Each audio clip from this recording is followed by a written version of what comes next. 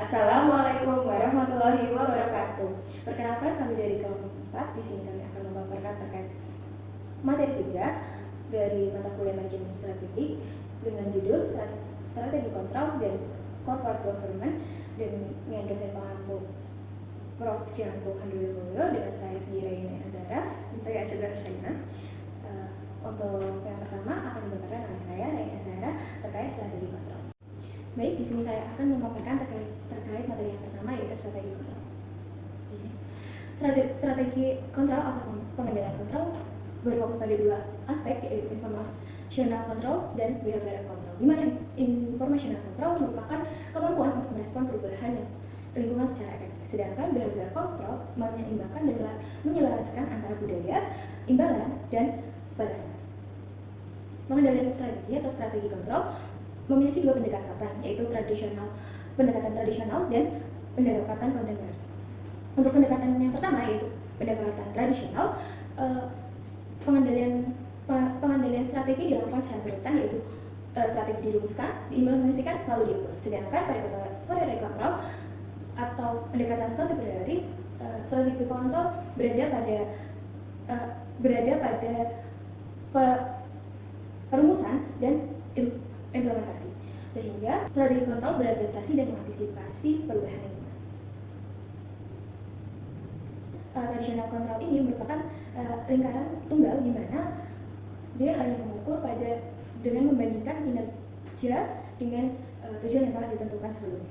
Kemudian tradisional kontrol ini cocok untuk lingkungan yang stabil, di mana lingkungan tersebut tidak memerlukan banyak pengukuran kinerja yang kompleks. Tapi pada nyatanya banyak perusahaan dengan lingkungan yang tidak dapat diprediksi. Hal ini memerlukan perusahaan harus secara sering dan menguntungkan mengubah strateginya, di mana strategi yang baik adalah strategi yang mampu beradaptasi. Kemudian pada contemporary control sendiri terdapat informational control, di mana memastikan apakah organisasi masih melakukan hal yang benar. Hal ini memungkinkan anggotanya untuk mempertanyakan jalan. Hal ini memungkinkan organisasi atau perusahaan mempertanyakan apakah jalan yang lebih baik bagi perusahaan. Contohnya pada kasus Google, di mana dia melakukan pembentukan tim kecil untuk pengembangan produk barunya. Kemudian pada contemporary control terdapat aspek behavioral control, di mana untuk memastikan apakah organisasi masih melakukan hal-hal yang benar sesuai dengan pada implementasi strateginya. Di sini dicontohkan adalah Pixar Animation dengan setiap selesai menyelesaikan filmnya, mereka akan melakukan evaluasi untuk memperbaiki hal tersebut di film-film selanjutnya. Kemudian, contemporary control memiliki karakteristik, yaitu fokus pada informasi yang berpotensi memiliki kepentingan strategis. Yang kedua, informasi tersebut cukup penting sehingga memerlukan perhatian. Ketiga, data dan informasi didiskusikan secara tatap muka serta menggunakan sistem kontrol sebagai kalkulasi terkunci. Nah, hal ini sehingga dapat menciptakan strategi dan inovasi baru dengan sistem kontrol yang interaktif dengan menginvestasikan waktu dan perhatian untuk meninjau dan mengevaluasi informasi. Kemudian kita akan memperdalam terkait behavioral control, di mana hal ini dicapai dengan membangun budaya yang kuat dan efektif, memberi motivasi menggunakan hadiah dan insentif, serta menentukan boundaries dan kendala.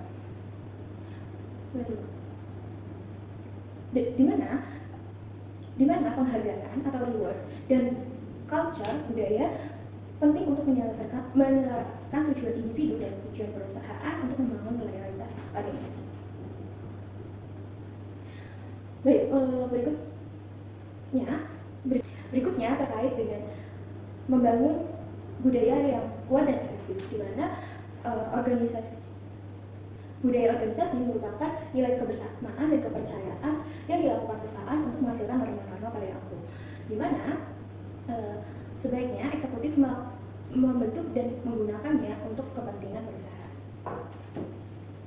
Nah, peran budaya sendiri diantaranya yaitu menopang keunggulan kompetitif perusahaan, yang selanjutnya yaitu mendorong identifikasi individu dan organisasi, kemudian mengurangi biaya pemantauan, serta memanfaatkan pekerja yang kolaboratif.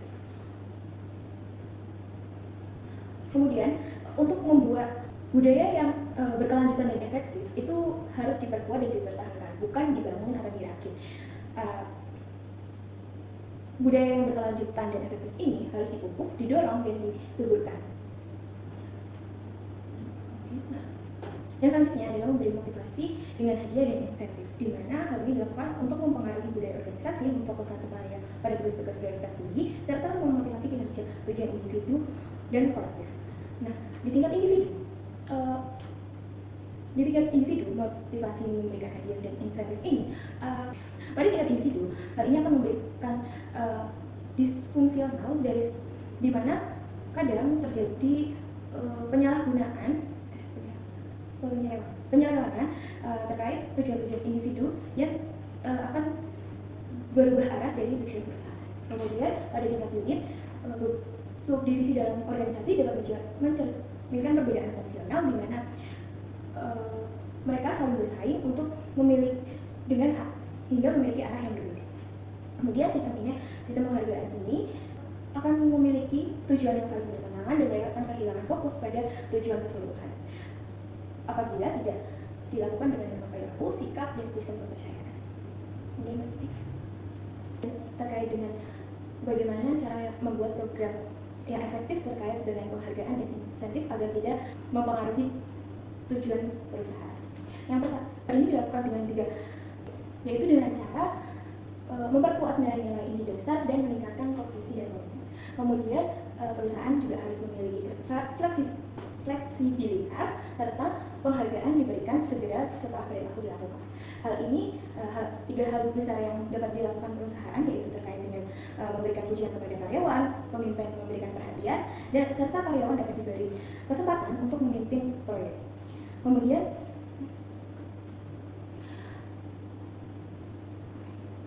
untuk menetapkan batasan dan kendala, yang pertama fokus pada upaya dan fokus pada strategi prioritas, di mana strategi lebih besar dan berpotensi unggul dan potensi keunggulan kompetisi kuat diprioritaskan. Kemudian yang kedua, membuat tujuan jangka pendek dan rencana aksi, di mana tujuan jangka pendek ini harus memberikan arahan yang tepat dan juga memberikan fleksibilitas dengan rencana aksi untuk penjadwalan kegiatan-kegiatan utama yang harus diimplementasikan. Yang ketiga dalam menentukan boundaries dan kendala, kita harus meningkatkan operasional yang efisien dan efektif dengan kendala lingkungan organisasi yang stabil dan dapat diprediksi, karyawan yang tidak terampil dan mudah digantikan, kompetensi dalam produk dan layanan, serta risiko penyalahgunaan. Kemudian yang keempat, kita harus meminimalkan perilaku tidak pantas. Hal ini dilakukan dengan penentuan hubungan antara pelanggan dengan perusahaan maupun pemasok dengan perusahaan. Pengendalian perilaku dari faktor situasional, di mana budaya merupakan suatu sistem aturan hak tertulis yang membentuk pengaruh internal terhadap perilaku. Kemudian aturan merupakan pedoman tertulis dan eksplisit yang memberikan batasan eksternal pada perilaku, serta penghargaan merupakan penggunaan sistem insentif berbasis kinerja untuk memotivasi. Baik, untuk hal terakhir yaitu evolusi dari batasan menuju penghargaan dan budaya, di mana dilakukan dengan cara yaitu pekerjaan orang yang tepat, melakukan pelatihan pada individu yang berpotensial, kemudian manajerial untuk panutan, serta sistem penghargaan yang selaras dengan tujuan dan sasaran organisasi. Kemudian selanjutnya pemaparan terkait corporate governance akan disampaikan oleh Mbak Sri. Materi selanjutnya yang akan kami bahas itu adalah corporate governance. Yang pertama, role of corporate governance atau peran tata kelola perusahaan. Nah, menurut Maus dan Dino, tata kelola perusahaan ini digambarkan sebagai hubungan antara pemegang saham, manajemen yang dipimpin oleh CEO, dan dewan direksi dalam menentukan dan kinerja korporasi.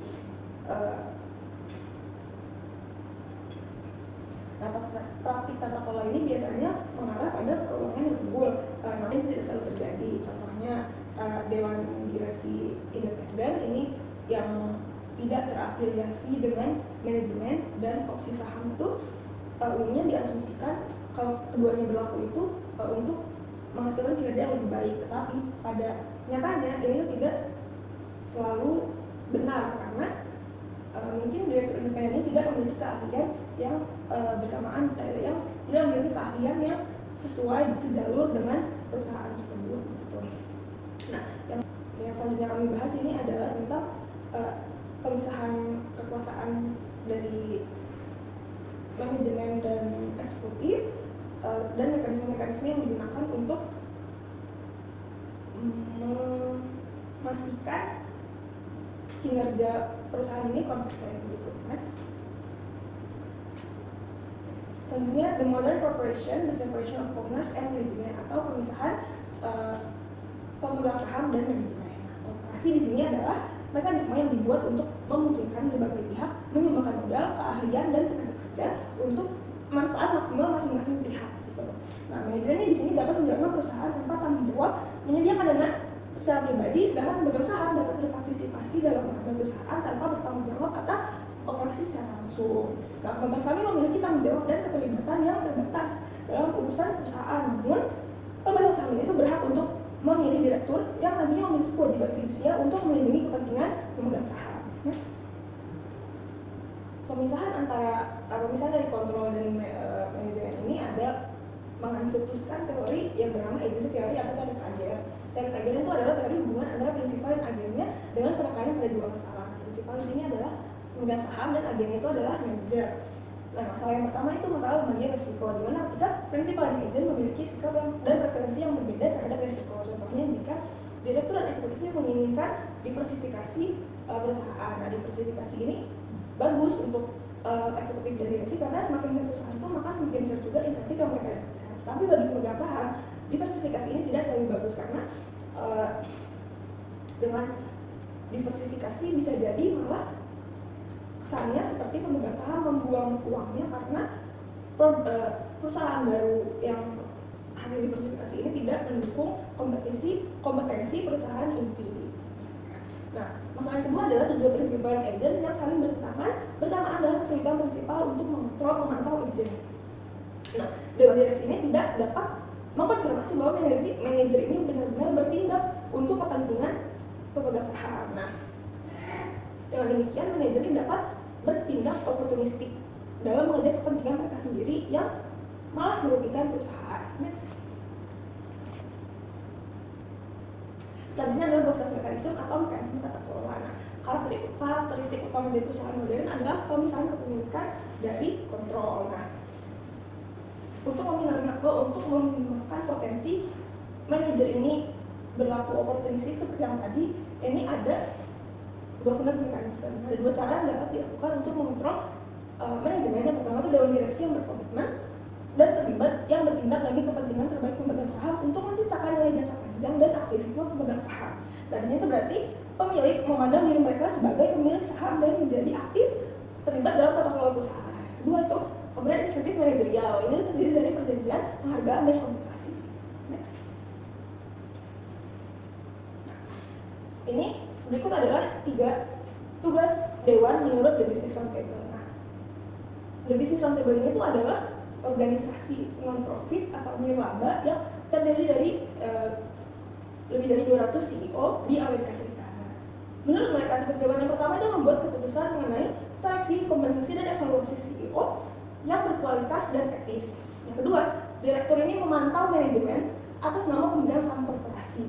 Nah, pemantauannya ini termasuk kegiatan berikut. Yang pertama, rencana pengembangan dan suksesi manajemen senior. Yang kedua, meninjau, memahami, dan memantau implementasi rencana strategi korporasi. Yang ketiga, meninjau dan memahami penilaian risiko perusahaan dan mengawasi proses manajemen risiko perusahaan. Yang keempat, meninjau, memahami, dan mengawasi rencana operasi dan anggaran tahunan perusahaan. Selanjutnya, memastikan integritas dan kejelasan laporan keuangan dan pelaporan keuangan perusahaan. Selanjutnya, memberi saran kepada manajemen tentang masalah signifikan yang sedang dihadapi oleh perusahaan. Selanjutnya meninjau dan menyetujui aksi korporasi yang signifikan, kemudian mencalonkan direktur dan anggota komite, dan mengawasi tata kelola perusahaan yang efektif. Nah, selanjutnya mengawasi kepatuhan hukum dan etika di perusahaan. Yang terakhir itu mewakili kepentingan semua pemegang saham.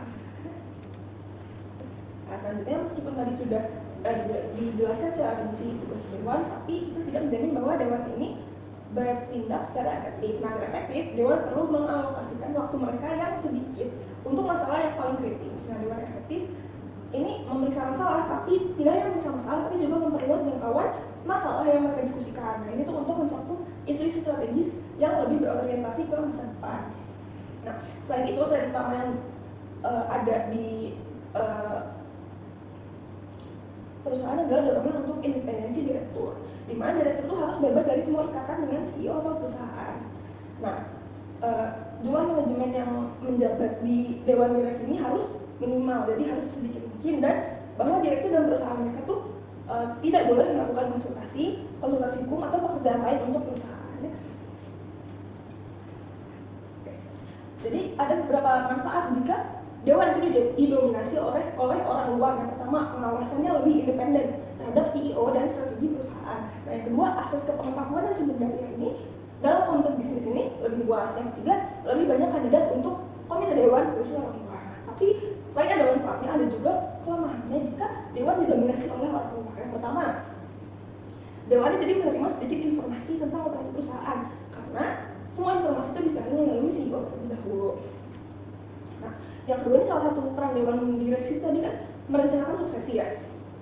Tapi kalau didominasi oleh orang luar dewan ini jika dewan didominasi oleh orang luar, dewan ini mungkin lebih enggan untuk mengganti CEO yang berkinerja buruk. Hal itu karena mereka tidak memiliki gagasan yang jelas tentang kandidat pengganti.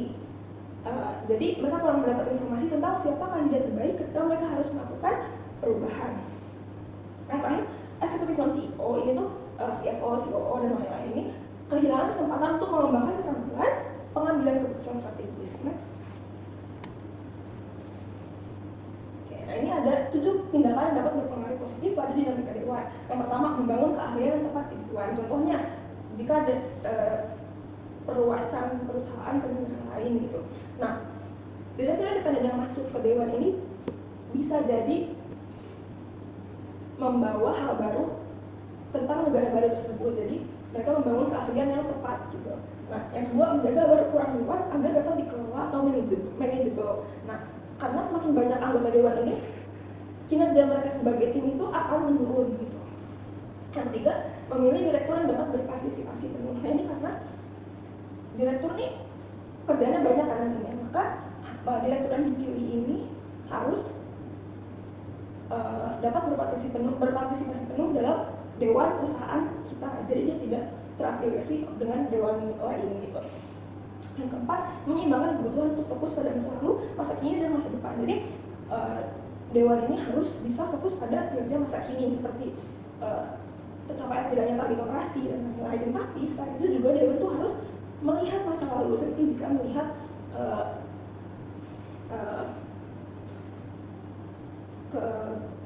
memeriksa keuangan perusahaan yang dari masa lalu gitu. Nah, kedua ini digabungkan agar dewan ini dapat melihat bagaimana kira-kira kinerja perusahaan di masa depan gitu. Selanjutnya, mempertimbangkan pengembangan bakat manajemen, yaitu selain CEO, bakat manajemen yang lain seperti tadi CFO, COO, dan presiden juga ini harus dikembangkan gitu. Selanjutnya, mendapatkan pandangan yang lebih luas, dan yang ketujuh, menjaga norma transparansi dan kepercayaan. Next, selanjutnya, pemegang saham individu ini memiliki beberapa hak. Yang pertama, hak untuk menjual saham. Kedua, hak untuk memilih kuasa. Ini juga mencakup pemilihan anggota dewan. Yang ketiga, hak untuk mengajukan gugatan ganti rugi. Nah, itu jika direktur atau manajer gagal memenuhi kewajiban mereka. Yang keempat, hak atas informasi tertentu dari perusahaan. Dan yang kelima, hak sisa tertentu setelah likuidasi perusahaan setelah kreditur dan penggugat lainnya melunasi. Namanya adalah residual rights. Nah, residual rights ini adalah hak terhadap aset, hak pemilikan untuk membuat keputusan atas aset dan sisa keuangan dan keuntungan yang tersisa, ya ini setelah pembayaran hutang, pembayaran kreditur dan penggugat lainnya ini lunas gitu. Selanjutnya adalah aktivisme pemegang saham. Nah, ini ada tindakan pemegang saham besar untuk melindungi kepentingan mereka ketika mereka merasa bahwa tindakan manajerial ini menyimpang dari maksimalisasi nilai pemegang saham. Nah, ini bisa terjadi saat investor aktivis ini atau investor yang pemegang saham minoritas ini, dia itu didukung oleh investor institusional untuk mendorong perubahan pada manajemen untuk memaksimalisasi profitabilitas perusahaan. Jadi saat RUPS ini investor institusional ini tuh memberikan delegasi suara, pemberian hak suara kepada pihak lain ini untuk agar mereka memenangkan voting atau pemilihan proxy atau jarak jauh ini agar mengikuti kemauan investor institusional ini. Nah, oleh itu manajemen ini biasanya bernegosiasi dengan investor aktivis ini agar mereka mendapatkan bagian yang mereka inginkan sebelum pemilihan sebelum voting proxy tersebut. Gitu. Next. Selanjutnya adalah penghargaan dan insentif manajerial. Nah, insentif ini dirancang untuk membantu perusahaan mencapai tujuannya. Nah, salah satu peran yang penting dari dewan direksi itu adalah menciptakan insentif yang menyelaraskan kepentingan CEO dan eksekutif puncak dengan kepentingan pemilik perusahaan, yaitu pengembalian pemegang saham pada jangka panjang. Gitu. Nah, pemegang saham ini mengandalkan CEO untuk mengadopsi kebijakan dari strategi yang memaksimalkan nilai saham mereka. Nah, ini ada kombinasi dari 3 kebijakan dasar yang dapat menciptakan insentif moneter yang tepat bagi CEO untuk memaksimalkan nilai perusahaan mereka. Yang pertama, dewan dapat membuat CEO menjadi pemilik besar saham perusahaan. Nah, yang kedua, gaji, bonus, dan opsi saham ini dapat disusun untuk memberikan imbalan atas kinerja yang unggul dan penalti untuk kinerja yang buruk. Nah, ketiga, pemecatan karena kinerja yang buruk ini harus menjadi ancaman yang realistis. Next. Selanjutnya CEO duality, good or bad. Jadi ini adalah dualitas CEO. Di mana dualitas CEO adalah kepemimpinan ganda, di mana CEO bertindak secara bersamaan sebagai ketua dan dewan direksi. Nah, ada 2 aliran pemikiran tentang dualitas CEO ini. Yang pertama, kesatuan komando atau unity of command. Nah, di sini pengikutnya percaya bahwa ketika satu orang memegang kedua peran tersebut, orang itu dapat bertindak lebih efisien dan efektif. Nah, tapi perspektif ini tuh mempertahankan bahwa memisahkan 2 pekerjaan dapat menghasilkan. Tetapi perspektif ini, di mana CEO ini memegang kedua peranan itu, dapat mengakibatkan CEO tersebut ini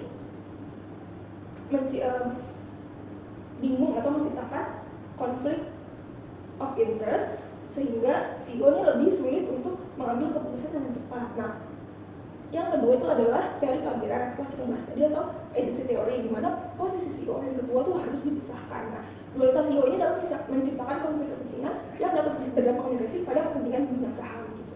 Next. Selanjutnya external governance control mechanism atau mekanisme kontrol tata kelola eksternal. Pemisahan kepemilikan dan kontrol ini membutuhkan beberapa mekanisme pengendalian baik internal maupun eksternal. Yang akan kita bahas di sini itu yang eksternal untuk memastikan bahwa tindakan manajerial mengarah pada maksimalisasi nilai pemegang saham. Nah, yang pertama tuh pasar untuk kontrol perusahaan. Nah, di sini kan jika mekanisme pengendalian internal itu gagal dan manajemen ini akhirnya berlaku oportunistik. Di sini pemegang saham itu akan menjual sahamnya sehingga keuangan perusahaan akan menurun gitu kan. Nah, jadi karena menurunnya keuangan perusahaan tersebut, ini disebut sebagai pasar ini mengontrol perusahaan gitu. Selanjutnya adalah bank dan analis. Nah, bank ini telah meminjamkan uang untuk perusahaan kan, sehingga bank ini tuh harus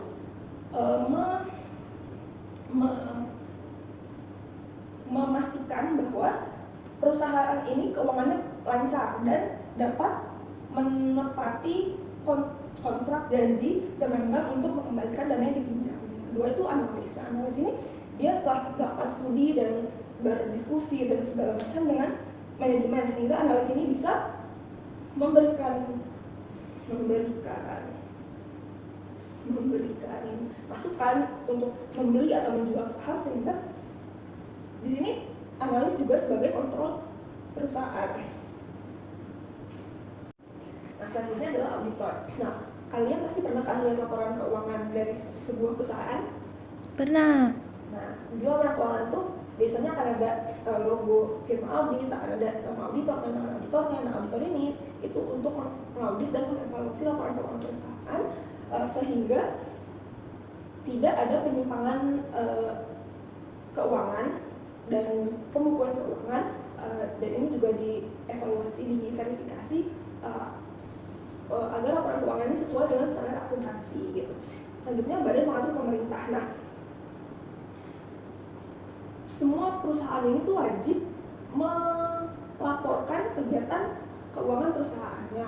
Contohnya adalah OJK di Indonesia ini. Nah, ini tuh termasuk seperti pengajuan kinerja keuangan tahunan, triwulan, perdagangan saham dan lain-lain. Nah, selanjutnya adalah media dan aktivis publik. Nah, di literatur tentang governance control ini, mungkin media dan aktivis publik ini tidak selalu dimasukkan ke dalam mekanisme pengendalian eksternal, tetapi mereka secara langsung tidak langsung juga mempengaruhi persepsi publik tentang suatu perusahaan, karena di sini itu semua aktivitas ekonomi yang terjadi, media ini akan melaporkan, sehingga jika ada penyelewengan maka orang-orang itu dapat mengekspos perusahaan tersebut melalui media, sehingga persepsi publik ini dapat berubah gitu.